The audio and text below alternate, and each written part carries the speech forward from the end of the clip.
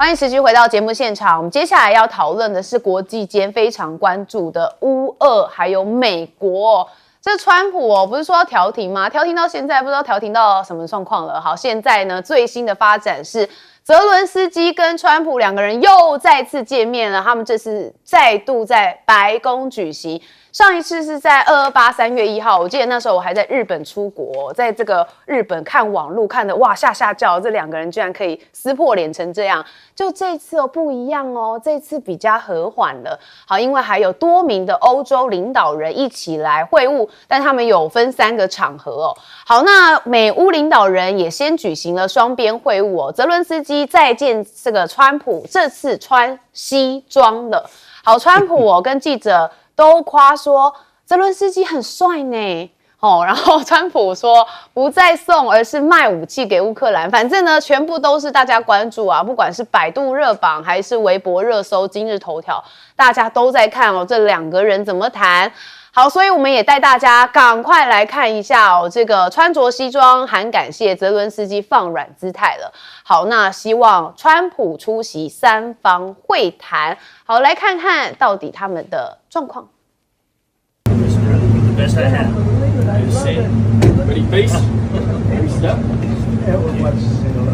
President Zelensky, you look fabulous in that suit. I said the same. Yeah, you look good. I said the same thing. Yeah, looks good on I you. said the one that attacked you last time. See, now he said, I remember that. Yeah, I apologize to you. You look wonderful. No, my first question for you, President Zelensky. In the same suit. You see, I changed. You are not. 哇，真的是稍微和缓，不是稍微和缓这个笑声不断那大家就是嘛，这个双方的气氛看起来比较轻松。那今年2月双方因为泽伦斯基的穿着引发了一些争议那川普当时也直言说，乌克兰领导人不懂感恩，不够感恩。好，那现在呢，川普说 OK 了吗？因为外媒报道说他愿意跟泽伦斯基来会面，这当然会是重大的一个进展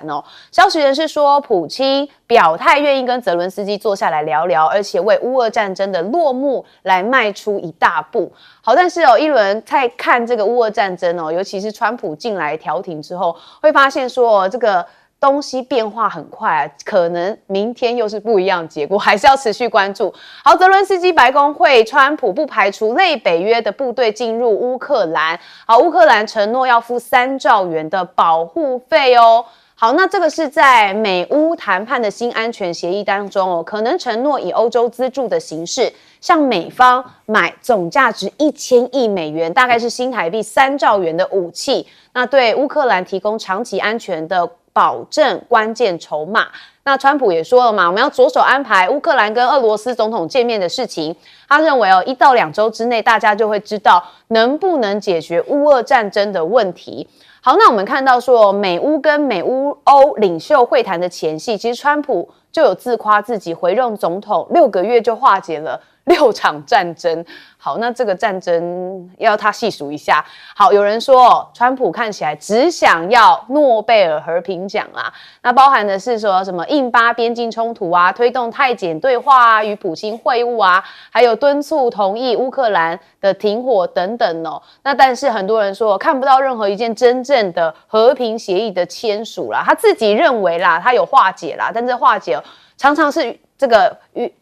只看到有这样的事情，但是没有实际的结果。好，那川普是不是羞辱北约国呢？因为这个欧洲7巨头依次的到达了白宫，那最先抵达的是北约的秘书长吕特，但是川普并没有迎接他所以被认为有一点点怪怪的。好，那路透就说了，川普其实有突然的改了规划他说川普跟泽伦斯基以及英国、法国、德国、意大利、芬兰还有欧盟跟北约领袖在会谈时有中断会议，致电给普京那原本安排是川普会谈之后才要致电给普京的，所以他竟然在会议当中就中断，先打给普京。好，到底要谈什么呢？我们7个欧洲的领袖为何要到白宫？现在大家就说了，其实是为了怕可能会有一些不确定性存在嘛，毕竟这个3月的时候两个人谈的不是很开心。好，那欧洲领袖可能想预防川普受普京左右而损害欧洲利益的风险，然后进而分化北约，好，并希望确保川普不会太偏向俄国，并且不会试图的迫使泽伦斯基签下一个最终导致乌克兰崩解的协议。好，但我们刚刚看到他中断会议还去打电话给普京所以这变数恐怕还是有一点大。那普京现在到底信任谁呢？他信任美国吗？恐怕信任只有中国因为中国外交部也有谈到双普会，像是毛宁就说了，中方支持一切有利和平解决危机的努力，那也乐见双方保持接触，那改善彼此的关系，也推动乌克兰危机的政治解决进程。那也说这个普京提议中国要担任战后的担保国。那普京确实有表示说愿意讨论乌克兰的安全保障问题，但他认为中国要成为担保国之一是他的一个重要前提。那另外93中国这边要阅兵了，也说有邀普京那说这个欧盟驻中使节可能会出席所以这件事情可能因为考量到普京的这个出席的计划，那俄军可能会参与其中，所以驻北京的欧外交使节就在讨论是不是要缺席不要这样子碰面。好，我们首先先请教授，这次欧盟的总共有8个国家欧洲的几个大国，德英法意这4个大国，在外带一个芬兰，芬兰是国土面积大、人口小的一个弱国，但是他为什么会去呢？因为他是那个川普的干弟不是那个朋友了，球友，球友，就是帮这个陪那个川普去打球的干弟，很会打球的就是他专门来陪这个川普打球，来缓和如果一旦川普跟泽连斯基又吵起来的话，他可以做缓冲剂他的本来的功能就在这里。那另外还有2位左右副法，一个就是北约的秘书长，但是因为他是北约的秘书长，层级不高川普因为北约的老大才是川普，所以川普不可能我这么大的官来接一个我的秘书长，所以这个不算失礼但是冯德莱恩他是欧盟的执委会主席，不过他是无权无兵又无钱这个败事有余，但是成事不足的这样的一位，那他也是可有可无。可是他们来有象征性的，一个象征北约，一个象征欧盟的代表人物。那最主要的还是德英法意那他们来的目的是什么？来支撑这个泽连斯基。为什么？因为之前他们一直要求川普跟普丁会谈的时候要先谈停火，也就是说川普必须要给普丁施加压力，立即停火4个字。但是当川普跟普丁谈完了以后，是先谈这个和平协议，然后他们认为一旦和平协议达成了，当然就会停火了所以和平协议先谈，停火自然就没了。但是如果停火了，不一定就真的会停火。像以色列跟哈马斯谈完停火继续打以色列跟黎巴嫩谈完停火继续打，所以谈完停火继续会打，这是常常发生的事。但是签了和平协议，打的可能性就低了，谁打责任就在谁。好，那所以这个对欧洲人来说的话，那怎么可以呢？因为我们当初讲好的就是先谈和平，先谈停火嘛。但是现在开始看起来，这个川普的态度很坚定了。第一个，谈和平协议，不谈停火。那如果你们要打，你们请便自行打，打完了以后，但是和平协议继续谈。可是美国不给援助，不给钱，不给武器，你要武器，你自便，钱准备好跟我买，我再卖给你。但是我不会优先送给你，是我先把我的弹药库满了以后，接着我才送给你。所以它不是排第一优先权很多的条件啦，对不对？而且感觉就是反正你现在我就是开条件给你，要不要接受随便你啦。将军，我们看昨天这场就欧洲这7个国家加泽连斯基跟川普的会谈，你看泽连斯基其实他不再穿他那件战斗这个 polo 衫，换这个有很大的意义就跟他表示说，我跟川普讲说，我真的答应你不再打了。因为他以前穿的这件战斗衫，他曾经讲过一句话，他到联合国到什么地方去，他都讲一句话，他说除非说我乌克兰战胜不再打仗，不然我不脱下我这件战斗衫，你现在脱下来了。那你知道川普看到他穿这件，上次去的时候他穿这件，不是被这个美国的副总统说你穿这个不礼貌吗？其实美国副总统不是说他穿不礼貌，是说你干嘛还要来打仗？早就叫你不要打了，你不要老是把我美国拖下去。其实背后的含义是这个语言。你看他昨天穿这一件，他其实也不是西装哈，他那种有点像蜡装哈，有一点算是比较正式一点，半正式，但是毕竟不是西装。但是川普一看到他很高兴了，川普说我喜欢，马上说我喜欢，就是他表示说，哎，我这次我答应你哈，不再打了，我也打不动了，我不再打了。那这个川普看到说你答应不再打。那我就我喜欢哈。那你知道中间哈，川普这个丢下那几个这个欧洲国家领袖去跟普京通电话，你知道他电话里面讲什么吗？好，我跟各位讲，你看有没有可能是这样对话？这个他跟普京讲说，哎，兄弟啊，泽连斯基我搞定了，欧洲那几个我也搞定了，他不要忘了哦，你到时候要提名我得诺贝尔和平奖哦。普京怎么回答他？普京说 OK 没问题。记得把泽伦斯基礼拜五带到莫斯科来签和平协定。什么叫做和平协定？你知道什么叫为什么不停战直接签和平协定？如果说用大白话讲，这个和平协定，我问一下，什么叫这个和平协定内容是什么？都是普京所提的。川普或者欧洲国家有没有提什么条件？完全没有，6点全部都普京提的。这叫做什么？叫做投降输一半。为什么我这样讲投降输一半？普京讲的就是说，你如果说是答应把北边那2个州全部撤军留给我来讲话，我南边这边我就可以冻结战线，不再进攻。那你换一个角度去想，如果说你不撤军的话，我南边就继续打，南边赫尔松那边打到哪里去了？打到敖德萨，打到敖德萨以后，整个乌克兰就变成一个内陆国。所以我觉得普京讲这种话是真的是在威胁的话。当然了，大家回想一下，川普在阿拉斯加见面的时候，临走的时候，他们有讲了一个，大家不要以为是开玩笑，莫斯科见。我们看礼拜五会这个川普带着泽伦斯基到莫斯科去签这个所谓的和平协定，会不会就去签字？好，我是蛮期待的，因为这确实也讨论很久了。洪庭，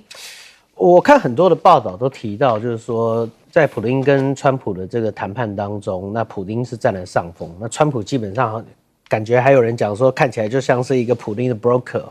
但事实上坦白讲，确实就是说，普丁在这整场谈判里面，他最大的底气就是川普，而川普一开始的态度其实表明的非常明确，就是我就是要你们停战，然后你们就是必须要做出一个和平协议，如果你们不做，那对不起，我美国退出。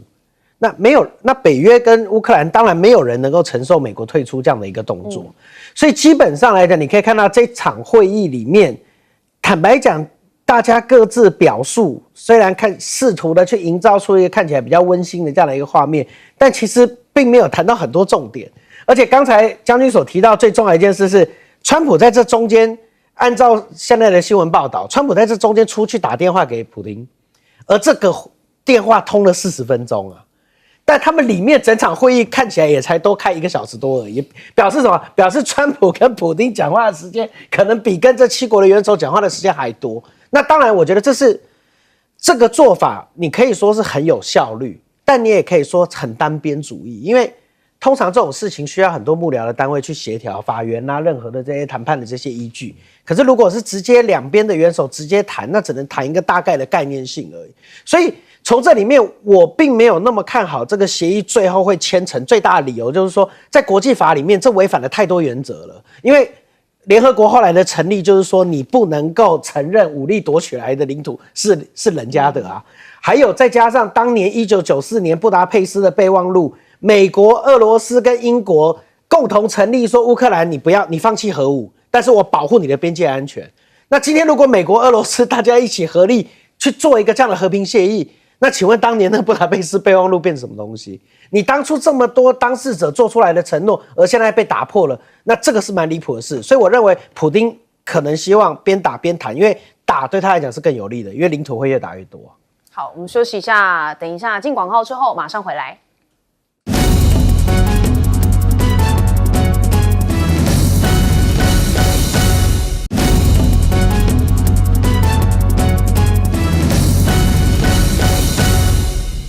好，欢迎回到节目现场。很多人在看国际局势上面其实也蛮关注在印度跟中国之间关系，印度跟美国之间关系其实真的是有点剪不断理还乱哦。我们先来看哦，中印关系现在又越发密切了，包含的是王毅。我们知道他在8月18到19号要访问印度。王毅现在是中国的外长哦，他又再次的接任了外长。好，那他跟多尔瓦一同参加中印边界问题特别代表的第24次会晤，那也会跟莫迪还有他们印度的外长苏杰生来进行会面。好，那印度总理莫迪呢，则是计划在8月底到9月初要访华，那出席在天津的上海合作组织高峰会。王毅会晤印度外长呢，当然两国就说互是伙伴跟机遇，而不是对手或威胁，说一定要排除干扰啊，那巩固中印关系来改善颓势。好，那印度外长则是说，我们中印两国的关系相当的稳定啊，那我们也符合两国的利益，那也希望跟中方深化政治的互信，还有共同维护边境的这个和平安宁。那我们看到中方的毛宁哦，他是这个外交部的发言人，他是说王毅3年来首次的访问印度哦，这是一个新的契机。他说这个会跟印方一道努力来落实好两国领导人一个重要的共识，说要处理一些分歧。好，这看起来是一个春暖要花开的状况了吗？好，苏杰生也就是印度外长跟王毅说，我们中印的边境一带的紧张局势，双方都必须要降温跟撤军有讲到一个军事的敏感点了。好，王毅要会见莫迪，那要铺路的是习莫会吗？好，那是说中印两国必须要遵循3个互相尊重、互相敏感、互相利益。那王毅访印聚焦在边界问题，那大家就说中国、美国跟印度接下来会有一个新关系，因为印度关系陷入僵局，美国助力印度重新向中国靠拢，也就是美国他现在好像是把印度推给中国，推向中国去。金融快报则指出，王毅访问期间预计中国跟印度两国将讨论这个争议边境的地区建立一个新的信任措施。好，那我们看到印度现在对于美国的关税不知道该怎么办吗？好，为何只惩罚印度买俄罗斯石油呢？美国国务卿讲了，卢比欧说他们现在呢看到这件事情，他说我不确定是否会直接对欧洲来实施制裁，但显然2级制裁会产生影响。他说他不想在这个问题上面跟欧洲人来针锋相对，那欧洲人能在这个议题上面发挥一些建设性的作用，帮助他们达成目标。好，所以美国网友自己也是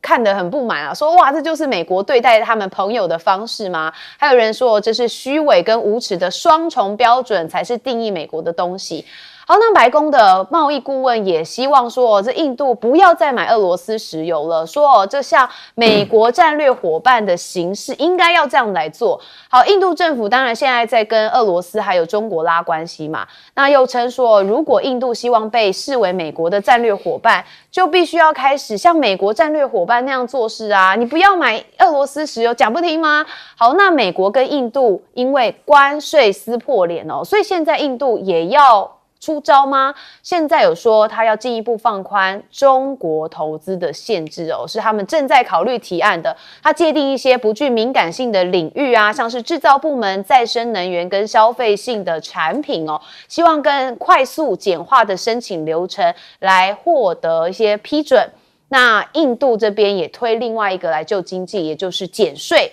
好，莫迪的政府上周发表了2017年以来最大的税改计划，只要被批准，像是车价还有保险费，从10月开始就会因为减税大幅的下降，所以像是消费者、车商还有保险公司就可能会成为税改的最大赢家。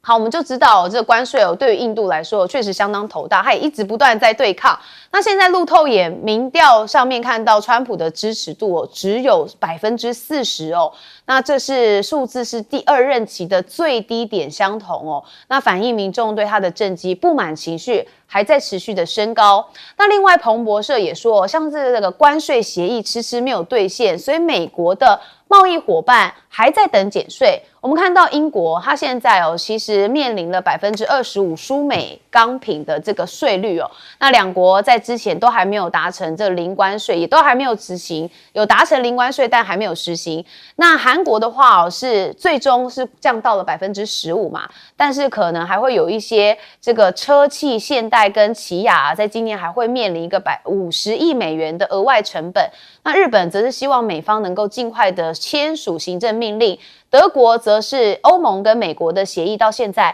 还没有为德国的汽车业厘清或改善状况所以美国的贸易伙伴就算签好了，就算谈好了，也相当担心。好，我们再来看到 CNN 有讲说，美国数周前一改技术管制的政策，解除了 H20的晶片销中的禁令。那之后，北京又称 H20的这个晶片构成国安的风险，所以甚至还传唤说人工智慧晶片巨破辉达高层来说明，而且敦促中企要避免用这款的晶片那中国这边则是有说看起来这个情况很复杂所以要延长对欧盟乳制品反补贴的一个调查期限说这个为期1年，将在本周四届满，特殊情况之下可能还会再延6个月左右的时间。好，所以你可以看到现在关税战就算有一些部分是谈好，但还是针锋相对的，很明显。哇，那何况台湾我们呢？好，首先请问教授。中印关系的变化其实并不是从这个川普开始的因为去年这个拜登的时候，他们已经开始产生变化了。那最主要是美国的拜登跟印度产生变化，原因很简单，就是印度莫迪试图要去杀美国的几个公民，他们是锡克族的美国人没有杀成。那这个部分里面就使这个拜登他必须要去面对了。因为他成功的杀了加拿大人，那杜鲁多也跟拜登告状，希望拜登帮他主持公道。拜登当时的态度就是说，你就忍一下好了。但是等到要杀美国人的时候，这个对于拜登来讲的话，他就不能够再坐视不管了。对，那一旦大小眼发生了，那两个国家的关系开始降温的情形下，莫迪在去年的喀山会议他就跟习近平就见面了。他就开始要缓和跟中国的关系，最主要就是因为美印关系变坏，印度又投机取巧的往中国这边移动了。那今年我们看到更明白了，美印关系因为关税变得更恶化了，莫迪就加速要跟印度这边跟中国的来往，所以莫迪就宣布他们要去参加这个上海合作会议在天津召开的，那就是7年以来莫迪第一次又再度的访问中国。好，那当然对大陆来说的话，就是缓和跟这个印度的关系对大陆没有不好，所以因为两国的边界370公里，到目前为止边界都还没有划清楚，而且还有冲突。如果能够缓和跟一个14亿人口的印度的关系不要变坏，其实我想大陆的目的其实就在这里，并没有寄望要变好。但是不要变坏，稳住就可以了。所以我觉得王毅这次到印度去的时候，其实一方面就是看看印度的诚意到底有多少，那在评估中印的关系可以走到什么阶段。所以一定会问的是，莫迪到中国来，希望是什么样的接待方式？那就要看你印度想要跟中国大陆走到什么程度，然后有没有可能参加93，这个就不一定了，因为大部分的上合组织的国家的领导人都会参加93阅兵，但印度除外印度除外。那所以很明显的，例如说像俄罗斯他们都要去了嘛，然后中亚国家白俄罗还有就是哈萨克他们都要去参加，还有他们所邀请的客人，例如说东盟的，你刚刚有谈到了有关于东南亚的这个印尼啦缅甸啦等等，他们的这些领导人被邀请去参加会议的，他们也都要去参加93，但是印度不去。那所以我觉得这个是有在磋商的一个问题。有关于这个2级制裁，为什么美国大小眼？第一个，因为欧洲也有跟俄罗斯买石油天然气，所以印度很气的地方是在于欧洲也有买，然后这个大陆也有买，那为什么只制裁我然后美国的态度就是说，哎呀，我们跟欧洲贸易额那么大哦，然后我们目前这个关系很复杂，所以我不能制裁欧洲了，所以欧洲就先放一边。那印度就问第二个问题，那为什么中国大陆呢？他说那大陆绝对不能制裁啊，那为什么大陆不能制裁？我制裁他，他就制裁我啊，我们的贸易战又打起来了。全世界没有一个国家敢跟美国打贸易战，但是唯有中国大陆敢啊，欧洲都不敢，但是大陆敢。那对美国人来讲，我怎么可以再跟中国大陆打贸易战？所以大陆不能制裁。最后一个理由是说，如果我制裁大陆的话，那石油价会上涨。他不跟俄国买，他往中东地区买，油价一上涨，我的通膨不是就失败了？所以我想，对美国来说的话，算得清楚，伤害自己的利不可以，但是欺负印度倒可以啊。对，所以印度才那么不开心啊。对，他就是你活该被我欺负，不然你要怎么样？我就是陈水扁，我利息面了，这就是陈水扁的名言。所以关系才会持续恶化。洪庭。我觉得这里面最大的重点就是，当我们在看川普的第一任的时候，大家都提到，就是中国大陆最喜欢川普的第一任，因为他在整个国际组织里面退出了40-50个，然后中国大陆进来这40-50个这个国际组织里面去做主席。那没想到川普的第二任比第一任更夸张，他不只是退出而已，他现在是在攻击他的战略伙伴。所以你可以看到，包括刚才美国对印度讲的话，就是说，请你表现出一个像我们的战略伙伴的样子。我觉得穆迪心里一定在想说，这应该是我跟你讲的话吧，对吧？你怎么会先攻击我的对吧？我是你的战略伙伴，你怎么会先用贸易战来打我呢？先用关税战来打我？所以我觉得这个是整个中印整个关系里面改变的最大差别，也就是说，对美印关系里面改变最大的差别，当然也间接的影响了中印，因为他把印度推往中国这个方向去走。也就是说，如果你不是直接有利益上的冲突，那所有的，比如说，如果你不是像北约可能有这样立即上的这样子的利益上面这样的一个冲突的话，大部分人都会采取一个观望的角色，来看这件事情。因为川普证明了一件事情，就是美国在川普的领导之下，他可能并不是一个相对可靠的伙伴。我觉得这个是川普所表现出来最大的这样的一个危机，所以也因为这个样子，大家在做所谓的这个平衡的时候，就会开始慢慢往中间去靠。所以在这样的一个状况里面，我们再回去看，就是说，那你川普到底你的关税到底要干嘛呢？我们现在只看到就是说，它最重要的就是大而美法案，可是大而美法案所造成的这个财务的这个损失，比你关税大得多啊，所以最后难怪他的民调会掉下来，因为真正在受关税影响的是一般民众，然后还有其他的他的战略伙伴国家，而真正得利的是美国最有钱的这群人。那川普的制度当然慢慢的基本盘会松动下来。对，但他可能就是要美国最有钱的那一群人啊，他的目标可能是这样。当然，好，将军。这次王毅到印度去哈，他会见2个人，一个是苏杰生，一个是印度的国安顾问叫多瓦尔哈。那见这2个人，当然外交部长对外交部长应该讨论的内容是有关于这个8月底的时候30号哈，31号到这个莫迪到天津去参加上合会议的相关内容跟行程的安排。那见多瓦尔，因为他是国安顾问，很明显就一定是讨论2国边境的问题，那希望能够取得共识。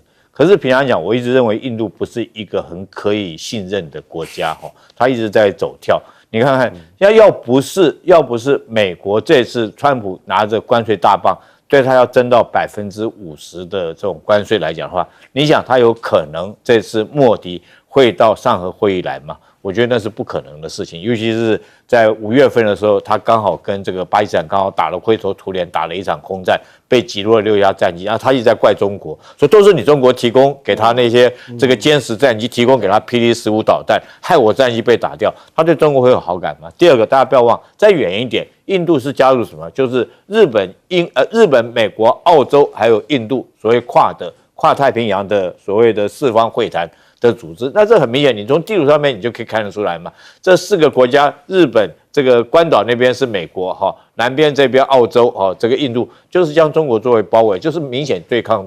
对付中国的一个组织。然后上个礼拜，但前2个礼拜，印度还干了一件什么事情？他去跟菲律宾联合军演呢，在南海那边联合军演，帮菲律宾撑腰啊！你说这国家，你说现在来讲的话，有没有可能说是很有诚意跟中国做朋友？我觉得不太可能。尤其是还有一点他不要忘了，他还把布拉莫斯导弹卖给菲律宾，借此要来赚钱。我觉得今天莫迪会到中国北京来，是完全是被美国逼的，当然也要怪美国自己。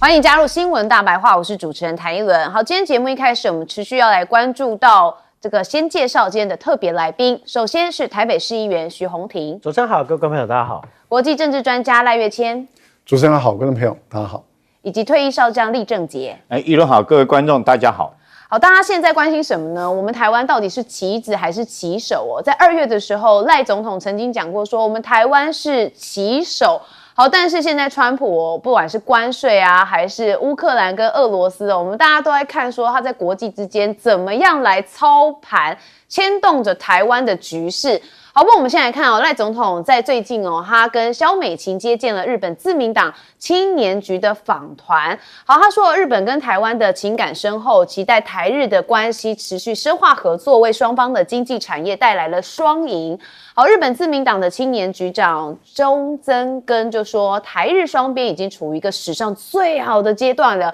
我们接下来还要再携手的合作。好，那赖总统的这话，大家觉得感觉有一点点小小的复制贴上，因为之前有见过乌克兰议员，他也曾经这样讲。好，但是现在乌俄的这个部分也在谈判嘛。好，那赖清德当时是有讲说，坚定跟乌克兰人民站在一起。好，所以自称是棋手下棋的人，我们的赖总统怎么看乌克兰现在跟美国还有俄罗斯的关系呢？因为很多人觉得乌克兰已经快被美国卖掉了，那我们能帮乌克兰吗？我们不是说要站在一起，怎么帮呢？好，大家充满了疑问句好，那当然也看到于北辰又再爆金句，他在政论节目上又宣扬说，国军的照明尾车说亮灯60万的这个流民说棒球场一盏灯就是60万流民，作战的时候瞬间亮度会让敌人睁不开眼睛，那把共军部队的夜视镜一瞬间烧掉，全部烧掉。好，是不是我们用这个照明灯来帮乌克兰呢？不知道，但是他这个金句又让很多人在网络上讨论说，这个对岸打不赢台湾就只有一个原因，就是因为于北辰的这番言论给笑死。好，于北辰的金句很多，所以这个馆长他也是觉得蛮特别的，他有做一段他有一些话语在他的直播上面，有人做了一个这个段子来给大家看。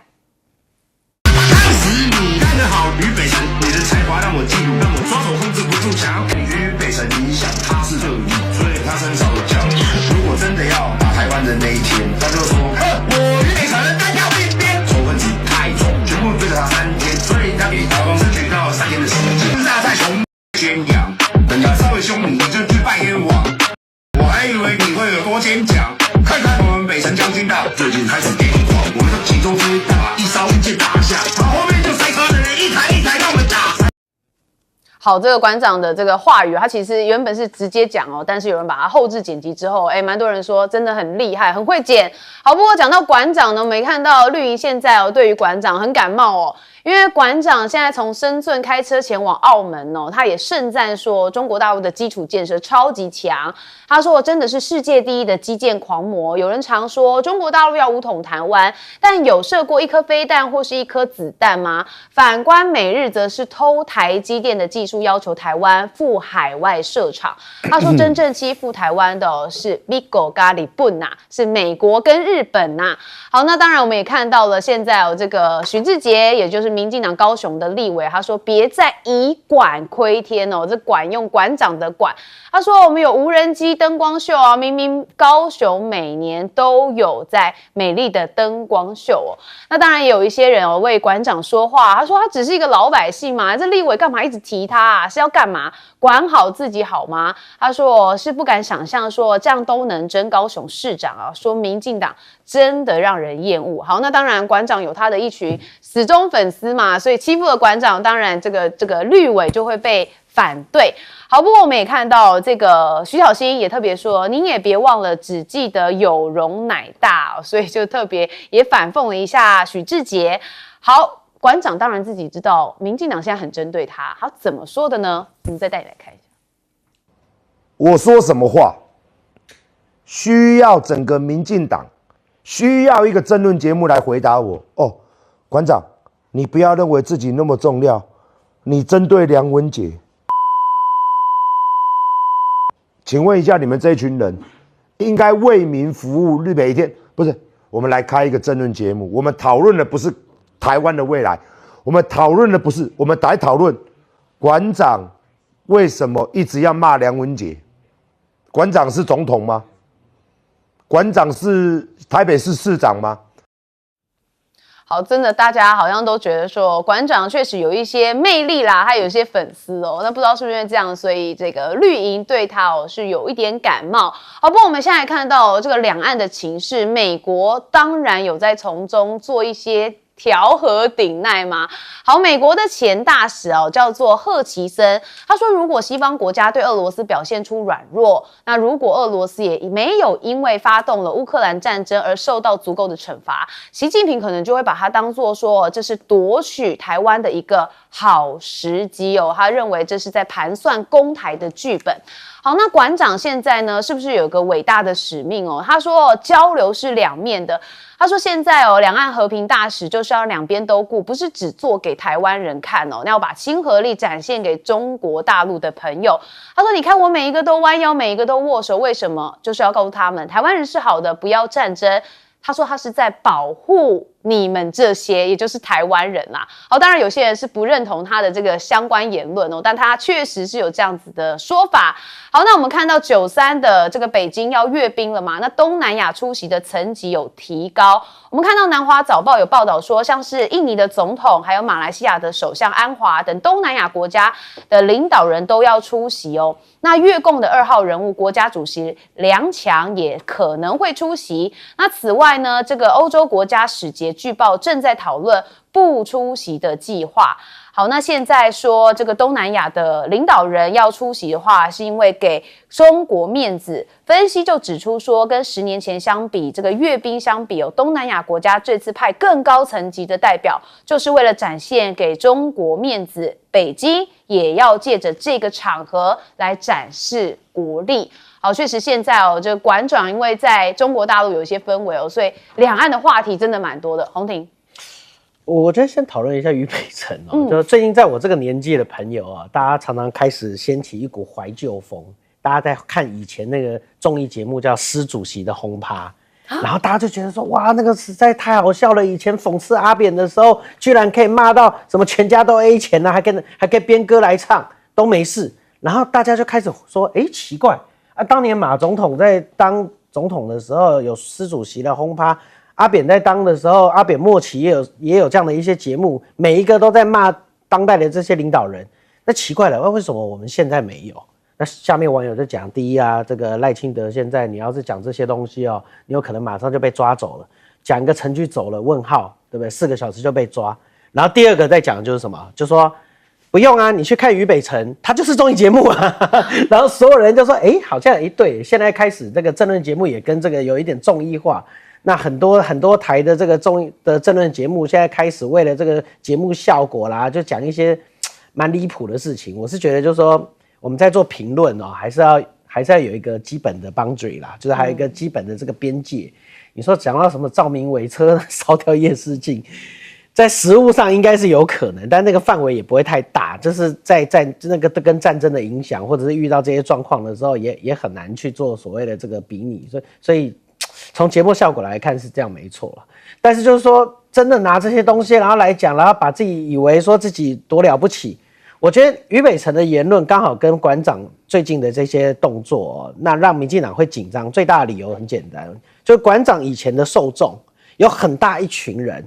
是反所谓的中国，然后认为中国现在是非常非常落后的。那我们最常讲就是说，不管你喜欢他也好，你讨厌他也罢，你必须要知道他现在的状况是什么。那我觉得馆长最近在做的一件事情，让很多过去讨厌中国的人看到，就是说，不管你喜欢他也好，你现在开始对他有不一样的看法，至少它让你看到一个最真实的样子。而那个样子，不管是它的基建能力，它去盖什么桥啦这些，像我最近就很关心一个，他们最近有一个新的建设，让我非常的赞叹，就是说很恐怖啦，就是说南江跟北江去打一个隧道，那个打下去，那个基建能力是在零下-30几度去做这样的一个部分，那全世界都在观察，就是说他到底用什么样的一个技术能够做到这些部分。那我觉得，不管喜欢他，或不管你讨厌他，或不管你怎么评论他。你必须要了解他现在的这些状况，你才有办法去做一个客观的看法。我觉得馆长的这个部分，如果民进党现在还用所谓的打压的方式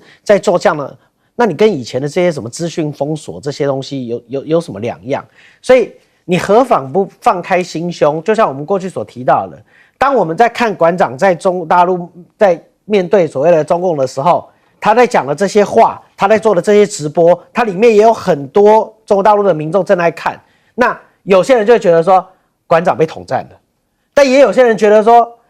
中国大陆人看到馆长这个样子，他了解到台湾可以自由到一个什么样的一个程度，或许我们也可以往好处想，我们也在做一个相互的文化性的这样的一个交流，那就看自己的态度是什么。所以我觉得重点还是自己的态度。当你心中都是一些有的没的的时候，你看人家也是有的没的；当你心中是开阔的时候，那你看到的东西都是开阔的。好，确实哦，这个馆长呢到对岸，大家对于这个统战的言论当然甚嚣尘上嘛，所以馆长才会觉得说他一直被民进党关注跟打压哦，都说他没这么重要，但是又一直讨论他，所以是不是他真的很重要？将军，我真的是很无言哈，我特别要介绍这个照明灯哈是工兵的装备，那国防部要不要出来讲的话，为什么我们国军买了这么好一个装备，然后经过俞北辰嘴巴出来后？是如此的被大家讽刺羞辱，那国防部要出来讲的话，这个工兵装备为什么要有照明灯？我跟各位报告，工兵其实分为2种工兵，一种叫战斗工兵，一种叫工程工兵。俞北辰这高华柱，你不要，他当旅，你放他当旅长，他自己旅里面就有一个工兵排呀，他有工兵排，你问他的旅里面工兵排有没有这个照明灯？我跟你讲，他的装甲旅里面没有照明灯，为什么？因为这属于军团级的装备。为什么它是军团级的装备？也就是说，在战时的时候，如果说我们机场跑道被炸毁啊，或者是我们重要设施被毁掉的时候，这时候才由军团级的军团工兵营派这个照明灯来开这个照明灯，赶快连夜抢修、日夜抢修，将这个跑道这个修复好。这个是这个照明灯的功用。第二个来讲的话，这个照明灯我也用过哈，虽然说我也是战斗部队，什么时候用？救灾的时候用哈。所以说那时候编配给工兵部队，让他们照明灯，就是你如果说是像风灾，前阵子风灾，台南不是断电吗？那时候如果要救灾，很多灾民，很多救灾的时候，你很多需要有这个照明，这时候用工兵来支援照明灯，好让大家一片光明，可以赶快连夜抢救。这是军团级以上的工兵单位，但不是战斗部队的装备嘛。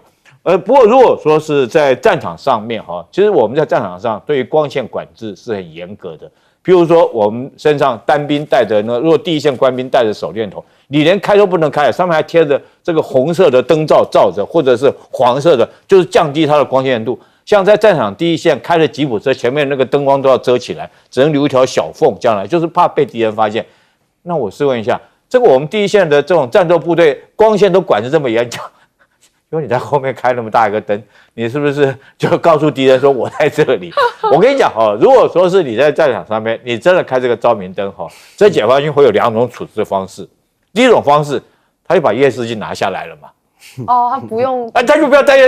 你自己都照亮给大家看了，帮我把路都照好了，我夜视镜拿下来就过来了。都不光了，我就直接对了。第二个来讲的话，对不对？他2发炮弹就把你灯打掉，你自己标明你自己目标嘛。我们有时候经常这个作战的时候，像这个，譬如说是我们要指示飞机，说敌人在这个地方，我要指示飞机，你对这个地方实施轰炸。那我们地面部队会放一个照明弹，或者放一个就是火焰弹，丢到那边去，让飞机看到那个位置，那飞机就对着那个烟幕，对着那个光线来实施轰炸。那你现在点这灯，是不是告诉敌人说我就在这里，来炸我，来炸我？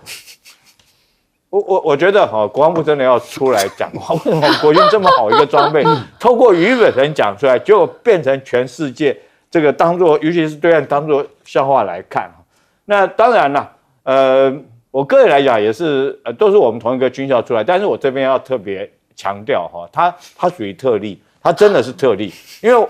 如果说是我们经过真的是一层一层从野战部队出身的，不会去讲这种话，那是不是他为了上绿营的节目，为了讨绿营的欢心？但你讲的话，其实你如果说好好讲，你说我们有这个灯，对不对？战时的时候，我们如果跑道被炸掉，我们很快可以修复。我给你按个赞，对不对？哈，这是军人应该专业军人讲的话，而不是在里面当笑话。你不晓得怎么去赞美这个灯，然后居然用这种天方夜谭的方式，我真的讲，俞北辰真是电影看多了。好，这种军事专业的东西真的是不能讲错，一讲错就会被戳破谎言，对不对？好了，教授，军事专业的东西来自于另外一个自称为是军事专业的将领，然后被另外一位是军事专业的将领，然后来去相互的这个辩论，这个很有趣啊。那刚刚谈到了这个照明灯尾灯尾车用的照明灯是可以用在修复机场跑道，所以等于是这个台湾的机场跑道被炸了，然后大陆的特种部队渗透进来了，然后这个时候台军怎么办呢？拿照明灯去照死他，把他们照瞎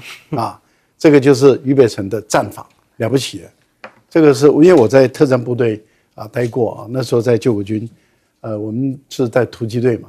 突击队我们都知道，因为突击队是速度要快，要渗透，要逆中，但是不小心解放军的特种部队身份暴露了这个都被俞北辰发现了，所以他赶忙的就拿照明灯来把你眼睛照瞎，厉害。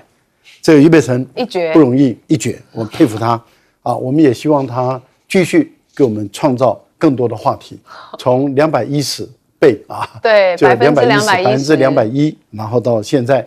用这个照明灯，这个不简单。这个发现跟发明还有战法，它有一种俞北辰特殊战法，就是俞氏兵法，这个可以写下来另外一个，但是因为我们国防部不敢出来批评嘛为什么国防部不敢出来批评？国防部不敢出来说明，国防部不敢出来去说对不起，我们的这个照明灯真的很困难，用在战场中去照瞎对方的这个突击队他们的夜视镜，他国防部都不敢出来讲，那就是因为他现在是绿营的，那国防部碰到他是绿营的，所以就不敢出来澄清，那国防部自己负责。所以国防部你可以把这个俞氏兵法编入我们的教科书，训练我们的军官学校的学生都要牢记绿营的这个退役军官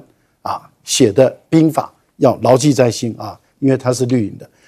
那徐志杰是朋友啦，但是我觉得有的时候还是要跟上一些进度了因为如果你把高雄的夜景拿来跟大陆的夜景来相比因为高雄算我们6都之一嘛，所以是属于一线城市那这一线城市你要跟大陆的一线城市甚至2线城市比夜景，可能都比不上所以我说他要跟上进度。不过我再提醒一个，《纽约时报》都谈了一个问题，《纽约时报》都认为未来中国很有可能是美国救命药的唯一的供应国。《纽约时报》那就代表什么？大陆的各方面的科技的进步，不管是机器人，他们都已经开始在机器人运动赛了。现在世界各国都没有一个国家能够办得起机器人运动赛，所以不要把大陆看成还是那么落后，跟上时代一点嘛。好，我们休息一下广告之后马上回来。